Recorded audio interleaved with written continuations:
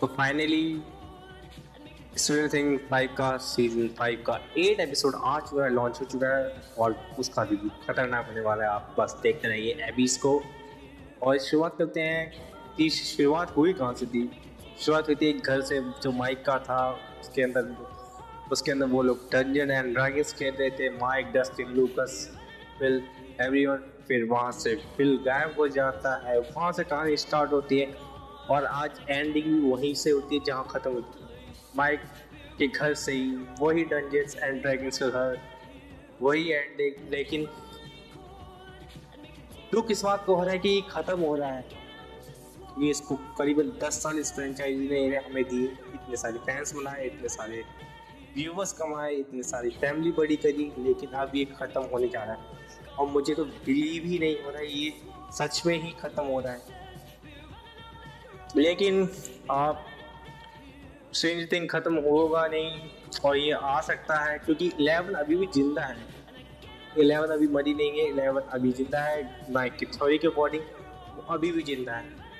और माइक की थ्योरी एक तरह की मुझे गलत भी लगती है, लेकिन माइक की थ्योरी सही भी हो सकती है क्योंकि जो माइक ने कहा है आज तक वो सही हो गया है। चाहे बिल माइक ने जो कहा था बिल के बारे में वो जो सही हो गया कि बिल बैकना की तरह हो गया है, या और कुछ भी बातें माइक ने कही थी अब सीजन से कि आप हो जाए, माइक जो भी कहता है वो सच हो जाता है।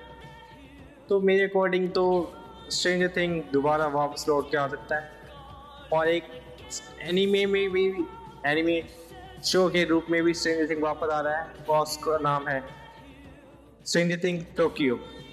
या एक ये जापान की एनिमे सीरीज बन के आएगी टोक्यो के नाम से स्ट्रेंजर थिंग, और ये ज़रूर लॉन्च होने 2027 तक लॉन्च हो सकती है। और उससे पहले एक कार्टून में भी स्ट्रेंजर थिंग आने वाला है, उसको भी आप देख सकते हैं। और जो एंडिंग होती है जो ज़्यादा इतनी अच्छी खास एंडिंग नहीं होती जहाँ तक सोचा गया था स्ट्रेंजर थिंग का। हमें समझ नहीं आ रहा इतनी आराम से वेगनर कैसे मर गया, उसके डेमोगोर्गन कहाँ गए, उसकी इतनी सारी पावर्स थी, सिर्फ 2 ही जनों ने मिलकर उसे मार दिया। सिर्फ 2 ही जनों, 11 और बिल ने मिलकर उसे मार दिया। इतना कैसे आसानी से मर सकता है। और एक और जो खास चीज़ देखने को मिली, जो हैंजी का राज था, जो वेकना का राज था, वो कैसे बुरा बना, कैसे इतना खतरनाक ब्रूटल बन गया, अपने बच्चों को अगवा करना चालू कर दिया हाई माइंड कहने से। ये भी बहुत इंटरेस्टिंग था उसके देखने का कहानी। लेकिन आप पूरी कहानी तो उसके अंदर देखने को नहीं मिली, बस इतना ही देखने को मिला कि वहाँ एक स्टोन था, उसको एक स्टोन मिला, उसके वो ब्लड में मिल गया, उसके बाद हाई माइंड को कहना मानने लग गया।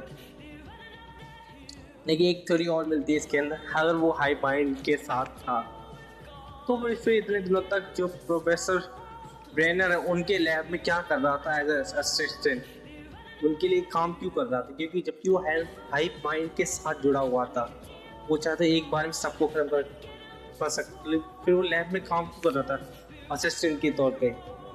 ये खाने की सोचने की मिलती है। इसका मैं आपको बाद में अगले एपिसोड में बताऊंगा।